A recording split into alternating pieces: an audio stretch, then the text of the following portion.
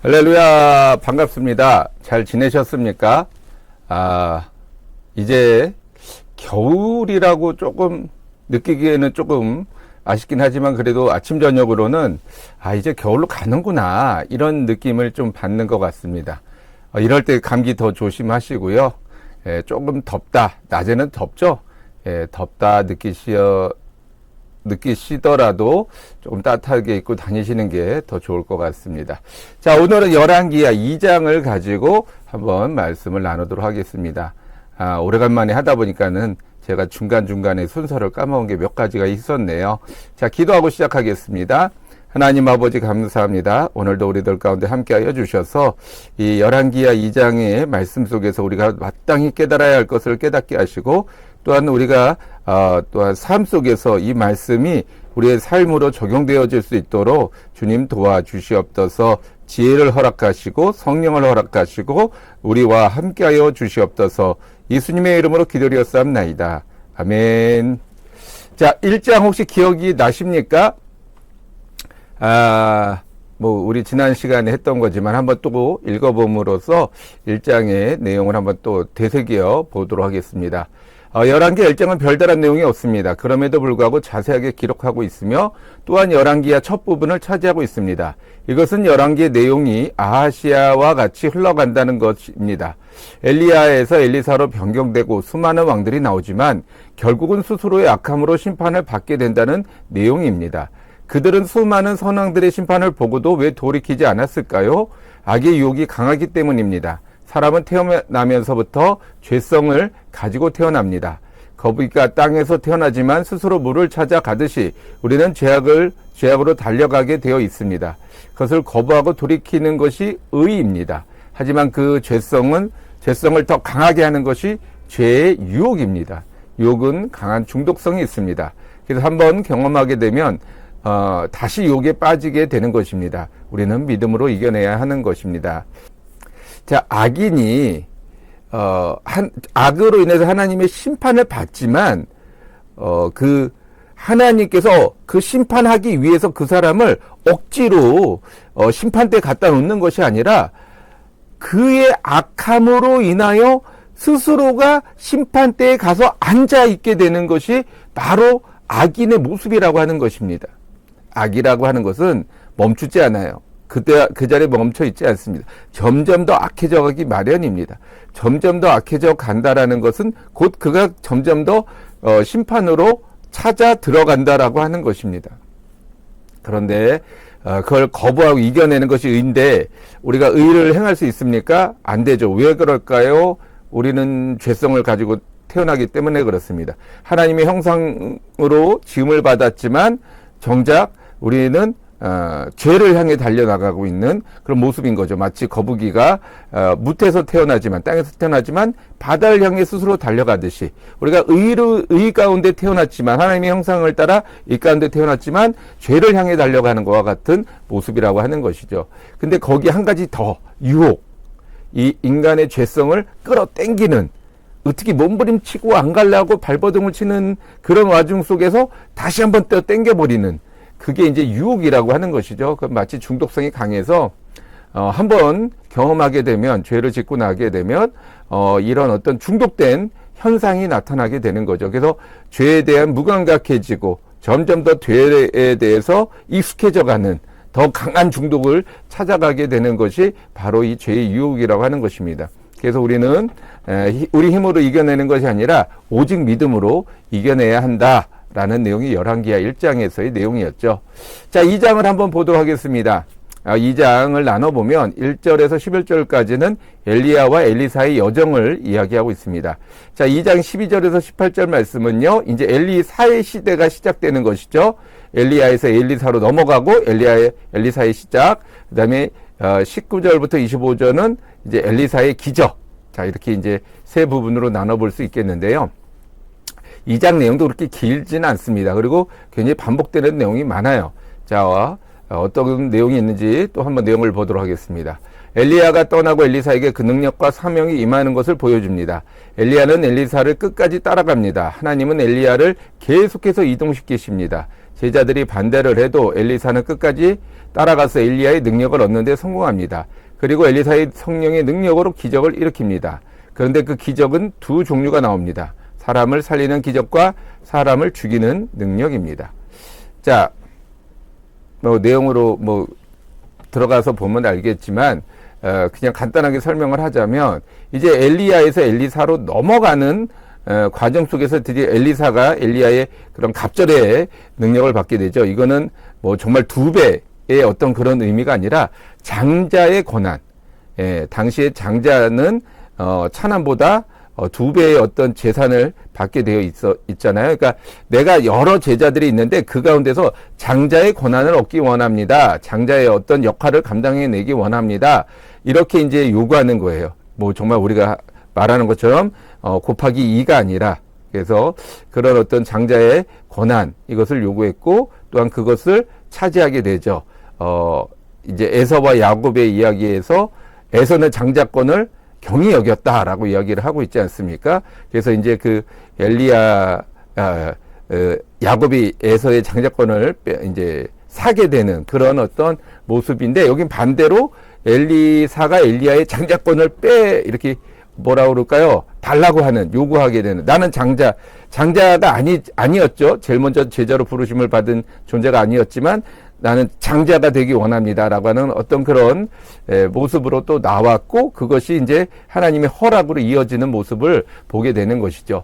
자, 그 다음에, 하나님의 사람으로서 첫 번째 기적이 살리는 기적이 나타납니다. 그러나 그 두 번째가 또 이제 사람을 죽이는 능력이 나타나게 되는 것이죠. 자, 우리 자세하게 한번 보도록 하겠습니다.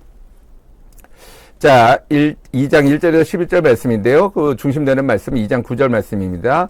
건너매 엘리야가 엘리사에게 이르되 나를 데리고 감을 당하기 전에 내가 내게 어떻게 할지를 구하라. 엘리사가 이르되 당신의 성령이 하시는 역사가 갑절이나 내게 있게 하소서 하는지라.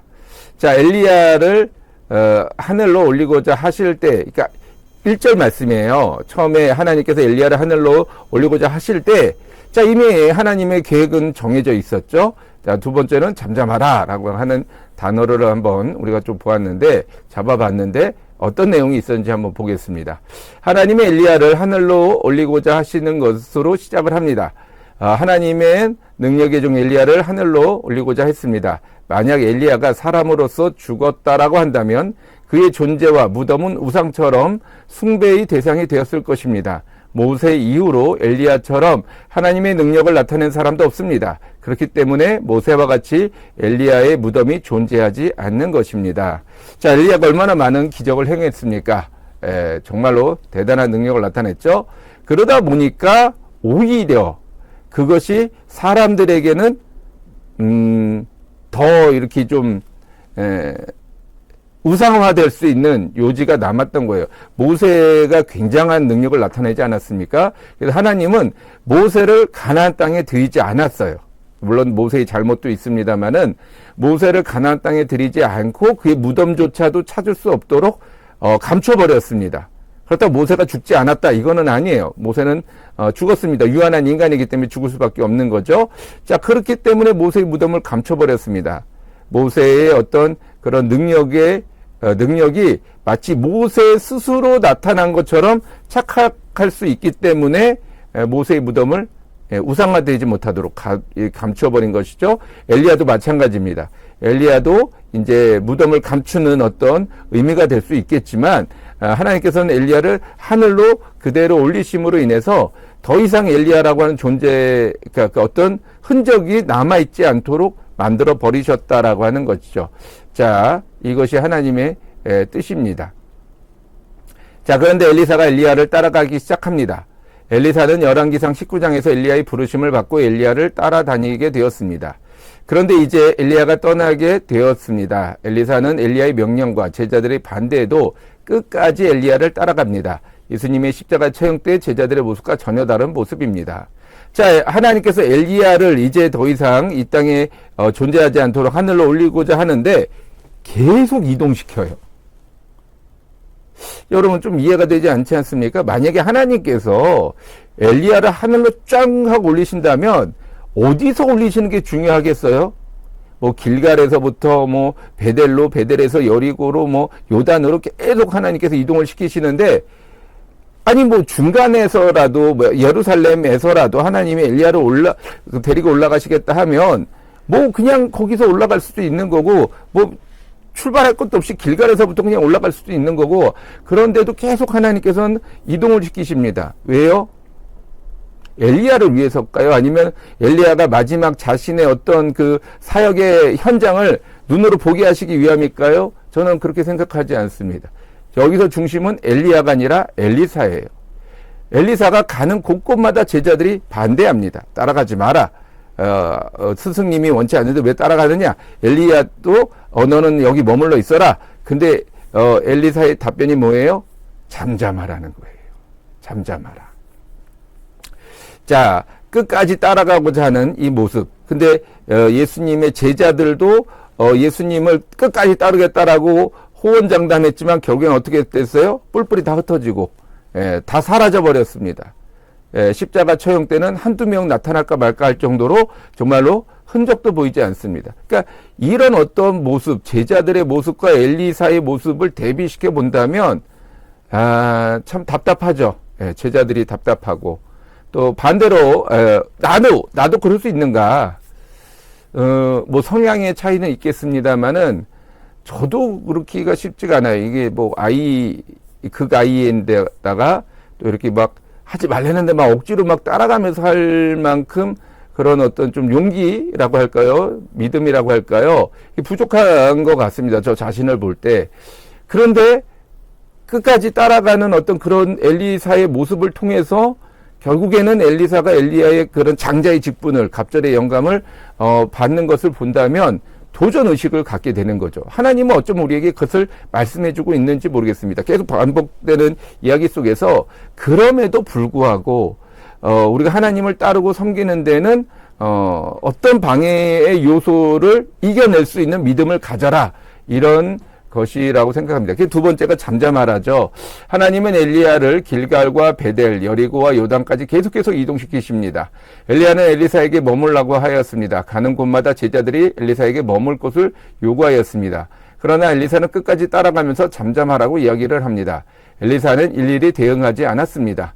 가이사랴의 예수님이 나를 누구라 하느냐에 대한 제자들의 반응과는 사뭇 다릅니다. 그러니까 가이사랴에서 예수님께서 너희는 나를 누군다 하느냐, 사람들이 나를 누구라 하느냐 그랬더니 뭐 더러는 엘리야고 더러는 뭐 침례 요한이고 선지자고 뭐 이렇게 얘기했는데, 그러면 너희는 나를 누구라 하느냐라고 할 때 베드로가 주는 그리스도시요 살아계신 하나님의 아들이십니다라고 하는 정말 놀라운 고백을 하게 되죠. 그래서 그 고백에 바탕이 되어서 교회가 세워지게 되는 그런 놀라운 축복을 받게 되는데, 그런데 베드로가 그 다음에 어떻게 돼요? 예수님께서 너가 나를 3번 모른다고 부인할 것이다 라고 할 때 이제 절대 그렇지 않을 것이다 호언장담했지만 결국은 앞서서 본 것처럼 십자가 처형 때는 다 뿔뿔이 흩어져 버리고 마는 것이죠. 정말로 장자의 직분을 얻기 위해서라면 마치 야곱이 에서에게 장자의 직분을 구입하듯이, 그 노력을 통해서 구입을 하듯이, 물론 그거는 옳지 못한 방법입니다만은 그 열정만큼은 우리가 또 본받아야 하지 않을까, 이런 어떤 엘리사의 그런 열정을 우리가 본받고 예수님을 따르는 그런 제자들이 되어야 할 것입니다. 자, 두 번째 단락으로요. 자, 2장 12절에서 18절 말씀인데요. 엘리야의 몸에서 떨어진 그의 겉옷을 가지고 물을 치며 이르되 엘리야의 하나님 야훼는 어디 계시나이까 하고 그도 물을 치매 물이 이리저리 갈라지고 엘리사가 건너니라. 2장 14절 말씀인데요. 자, 이제 엘리야가 하늘로 올라가면서 겉옷을 놓고 이렇게 떨어뜨려 주고 가죠. 그것을 엘리사가 받게 됩니다. 그리고 엘리야가 요단강을 건넜던 것처럼 똑같이 그의 겉옷으로 요단강을 치고 또 이제 건너가게 되는 거죠. 자, 엘리야의 겉옷과 엘리사, 그 다음에 그 50명의 제자가 한 일, 이 두 가지를 한번 보도록 하겠는데요. 엘리사는 엘리야가 불병거를 타고 올라가는 것을 보았습니다. 그리고 엘리야가 주고 간 겉옷을 취하여 요단강을 건넜습니다. 그런데 이 겉옷은 19장에서 이제 19장은 엘리야가 엘리사를 부르는 곳이잖아요. 장이잖아요. 거기에서 엘리야가 엘리사를 부를 때에도 사용되었습니다. 이 겉옷을 던져요. 예, 그러니까 엘리사가 그 겉옷을 받아 들고 우리 아버지에게 인사하고 오겠습니다 하고 가가지고 이제 뭐 소도 잡고 뭐 잔치를 벌이고 그러면 따르게 되는 거죠. 즉 만남과 이별이 겉옷이라고 하는 이 매개체를 통해서 이어지고 있는 것입니다. 즉 엘리야가 엘리사를 부를 때 먼저 겉옷을 이렇게 던져서 불렀어요. 겉옷을 통해서 너는 나를 따르라 라고 할 때 그 겉옷을 던짐으로 인해서 나의 권한을 너에게 주겠다라고 하는 일종의 약속의 형태가 이루어지게 되는 것이죠. 그리고 이 겉옷은 엘리야의 능력의 상징으로 이어지고 있는 것입니다. 그러니까 엘리야의 능력이 즉 겉옷에 있는 것이 아니라 하나님께 있다라고 하는 것이죠. 그러니까 하나님께서 그 엘리야의 겉옷에 통해서, 그러니까 겉옷이 아니죠. 엘리야를 통해서 능력이 나타나게 하신 것도 하나님이시고, 지금 그 겉옷이라고 하는 것을 통해서 능력을 나타내게 허락하신 것도 하나님이시고, 엘리사에게 또 우리가 뭐 아는 대로 베드로, 사도 바울, 뭐 손수건, 그러니까 그들의 손수건, 그림자 이런 것만 다도 병이 낫고 귀신이 쫓겨났다라고 할 때 손수건이 중요한 게 아니잖아요. 그림자가 중요한 게 아니잖아요. 하나님의 능력과 그것을 바라보고 있는 우리의 믿음이 중요하다라고 하는 것이죠. 근데 우리는 어떻게 해요? 손수건에 자꾸 연연해요. 그래서 성배라고 하잖아요. 그 예수님이 마셨던 최후의 만찬 때 썼던 그 잔이 어디 있느냐 뭐 이런 거 따지고, 뭐 예수님의 옆구리를 찔렀던 그 창자국의 창의 그 앞에 있는 부분, 뭐 창두라고 하나요? 잘 모르겠습니다. 하여튼 그 앞에 뾰족한 그 부분, 그게 뭐 굉장한 능력이 있다 막 이렇게 하고 막 법계에 뭐 하나님의 뭐 신령한 능력이 있다 뭐 이렇게 막 하는데요. 우리가 성경을 통해서 보았지만, 이미 앞서서 사무엘에서도 보았고 다 보았지만, 그런 어떤 물건의 능력이 들어가 있는 것은 아닙니다. 하나님께서 함께 하시지 아니하면 법계 아니라 법계 할아버지를 갖고 와도 아무 능력이 나타나지 않는다라고 하는 거예요. 그래서 오늘날 우리들 가운데도 하나님은요, 엘리야가 엘리사를 부르는 것과 같이 우리를 부르고 계십니다. 왜냐하면 그때의 하나님과 지금의 하나님 다르지 않거든요. 똑같은 분이 똑같은 능력을 우리들 가운데 나타내기 원하신다라고 하는 것이죠. 그래서 우리는 그러한 부르심에 순종을 해야 된다라고 하는 것입니다. 자, 그런데 이 모든 것, 엘리야가 하늘로 불병거를 타고 올라가고 그에게서 떨어진 그 겉옷이 엘리사에게 임하여서 엘리사가 물을 쳐서 갈라져서 요단강을 건너는 이 모든 과정을 봤던 사람이 누구냐? 50명의 엘리야 제자들이에요. 그런데 이 50명의 엘리야 제자들이 엘리사에게 경배를 올립니다. 조금 전까지만 해도 같은 제자들, 어떻게 보면은 엘리사보다 더 먼저 부름을 받은 흔히 말하는 장자의 어떤 권한을 가질 수 있는 그런 사람들이 그 가운데 있었을지라도 이제 엘리사의 종이 되겠다라고 하는 것이죠. 자, 그런데 우리가 앞서서 보았듯이 11절까지의 제자들은 엘리사가 엘리야를 따르는 것을 제지했습니다. 가지 마라. 스승님께서 또 올라가려고 하시는데 너는 왜 자꾸 따라가느냐? 제지했어요. 그렇다면 어쩌면 이 제자들, 지금 50명의 제자들, 마지막 끝까지 지금 따라왔던 50명의 제자들도 엘리사에게 똑같은 이야기를 했었다라는 거죠. 자, 그런데 이 엘리야를 요단강 이편까지는 따라왔지만 저편까지는 따라가지 않았다라고 하는 것입니다. 자, 그러면 그런 어떤 측면에서 볼 때 도대체 이 엘리사와 이 50명의 차이점이 뭐냐라는 거예요. 이 50명 중에서는 길갈부터 쫓아온 사람도 있을 것이고 베델에서부터 쫓아온 사람들이 있었을 것이고, 어쨌든 이 엘리사와 늘 함께하기 위해서 끝까지 따르려고 했던 수많은 사람들이 있었을 것입니다. 그러나 마지막 그 요단강을 건넌 사람은 엘리사뿐이라는 거예요. 자, 그들이 계속해서 엘리야를 따라서 왔지만 정작 요단강을 건너야 되는 그 위급한 상황, 위험한 상황에서는 그들은 건너가지 않았다라고 하는 거죠.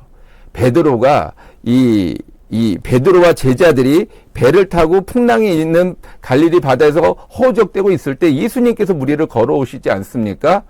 자, 그런데 거기에서 수많은 제자들이 다 그 걸어오시는 예수님을 보았지만 단 한 사람, 누구만이 무리를 걸어갔어요?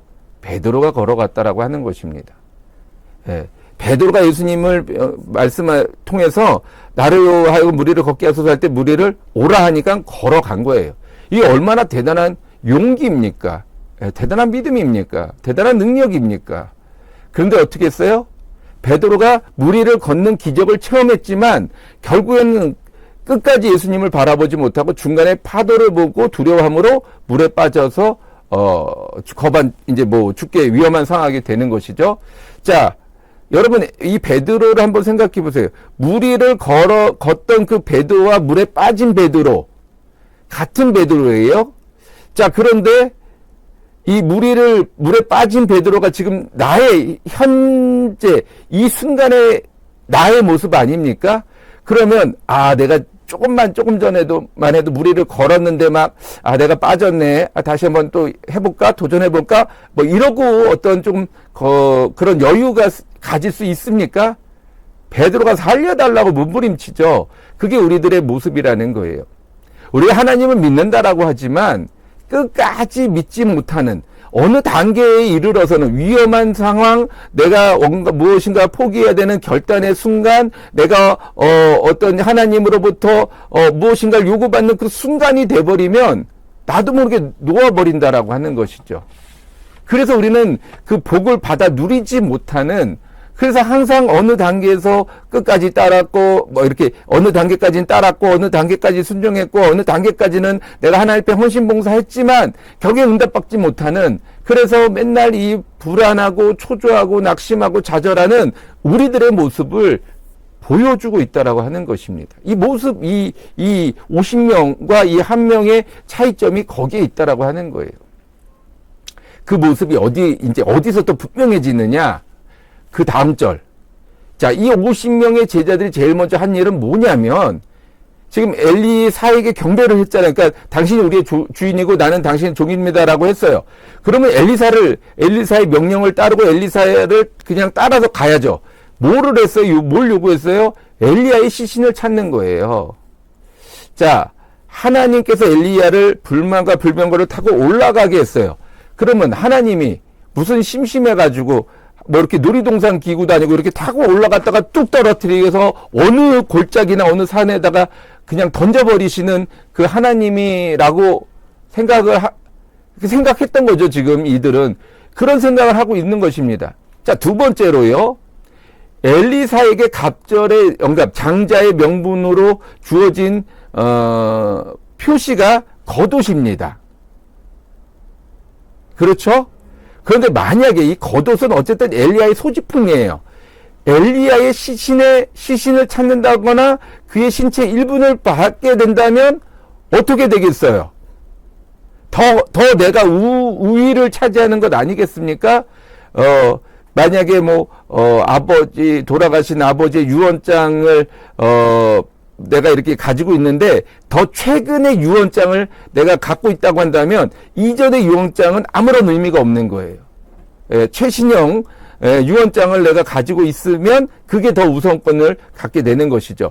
마찬가지로 겉옷은 어쨌든 엘리야의 소지품에 불과하지만 엘리야 그 자체를 찾게 된다면 내게 더 큰 능력이, 더 큰 어떤 장자의 명분이 주어질 수밖에 없다라는 것이죠. 그래서 그들이 사흘 동안이나 찾아 헤매지만 찾겠습니까? 하나님께서 이미 데리고 올라가신 그 엘리야를 찾을 수 있겠습니까? 그러니까는 엘리사에게 경배를 드렸지만 정작 그들은 온전히 엘리사를 따르지 않는 이중적인 태도를 보이고 있다라는 것이죠. 그러니까 이전에 그 요단강을 건너지 못하고 있던 그들의 모습이 그대로 지금도 나타나고 있다라고 하는 것입니다. 그러니까 우리도 마찬가지예요. 우리도 하나님을 믿고 따른다고 할 때 자꾸 끝까지 노력하고 애써야 되는데 자꾸 중간에 멈춰지는 모습이 반복되고 있다라고 하는 것입니다. 어제는 내가 이렇게 해서 응답을 못 받았다면 오늘은 내가 끝까지 가서 응답을 받아야 되겠다. 이렇게 결단을 해야 되는데 오늘도 자꾸 멈춰지는 거예요. 나도 모르게 불안하니까 초조하니까 멈춰지는 거예요. 자, 이제 바꿔야 되지 않겠습니까? 자, 마지막 세 번째입니다. 19절부터 25절까지 이야기인데요. 이 내용이 조금 짧고 간단하기 때문에 하나로만 보았습니다. 엘리사가 한 말과 같이 고쳐져서 오늘의 일을 얻더라. 여리고의 한 성읍을 이야기하고 있어요. 자, 그 두 번째는 야훼의 이름으로 저주하매라고 되어 있습니다. 자, 엘리사가 맨 처음 행한 기적은 여리고의 물을 고치는 일이었습니다. 여리고 한 성읍의 물이 나쁨으로 먹지 못하고 실과도 얻지 못하였습니다. 물은 곧 생명입니다. 그러나 이 물은 그 생명이 되지 못했던 것입니다. 모세가 출애굽한 후에 홍해를 건너고 제일 먼저 했던 일도 마라의 쓴물을 고치는 일이었습니다. 출애굽기 15장 내용인데요. 자, 같은 의미로 지금 되어지고 있죠.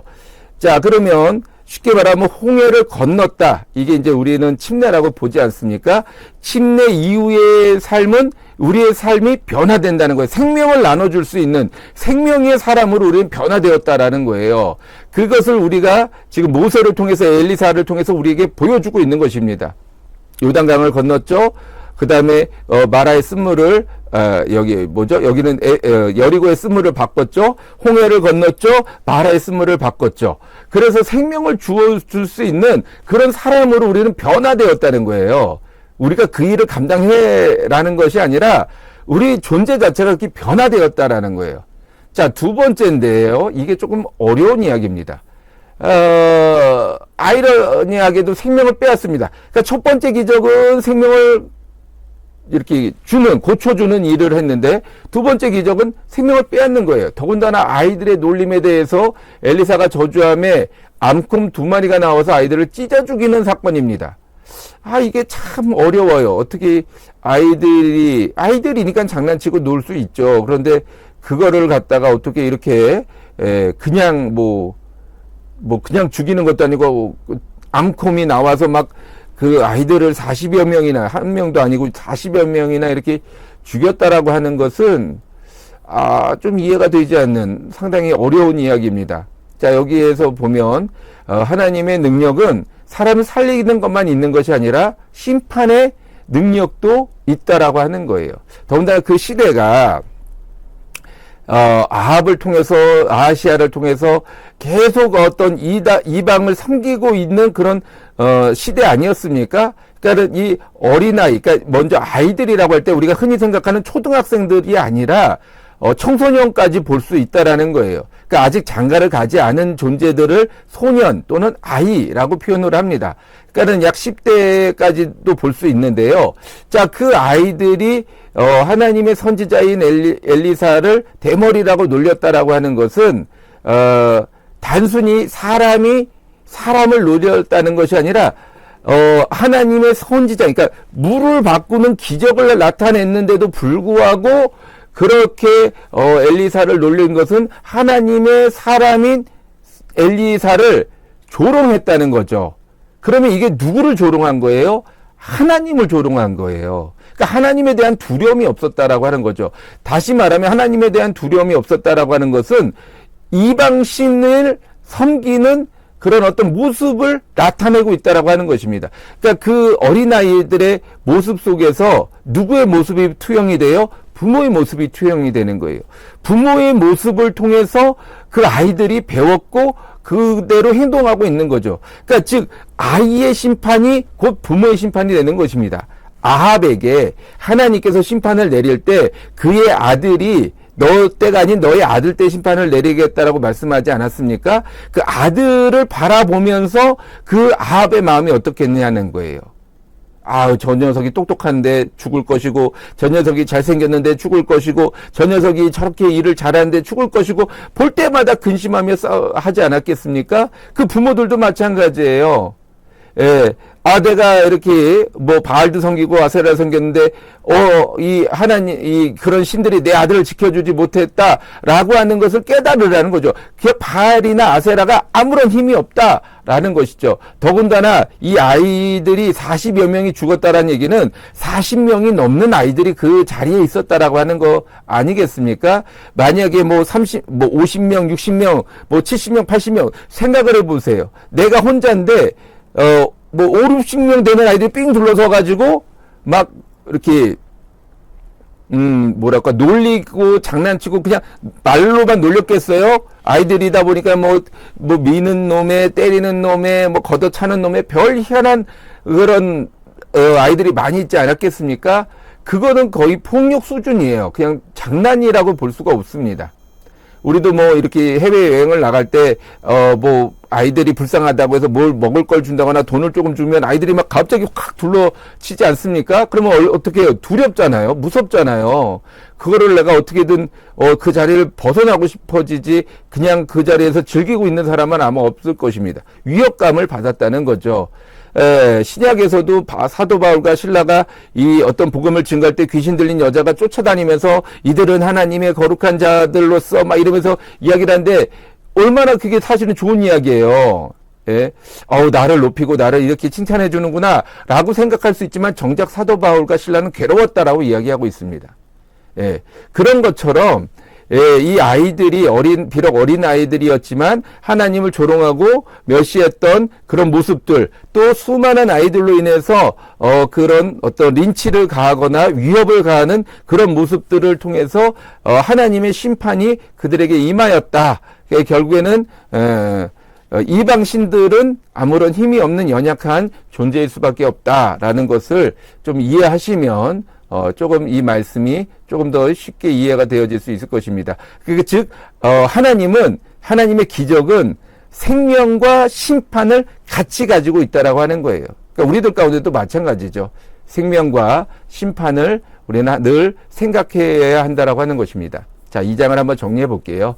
열왕기하 2장은 엘리야에서 엘리사로 이어지는 과정을 보여주고 있습니다. 하나님은 엘리야를 통해서 많은 기적과 능력을 나타내셨지만 그를 영원토록 사용하시지 않으셨습니다.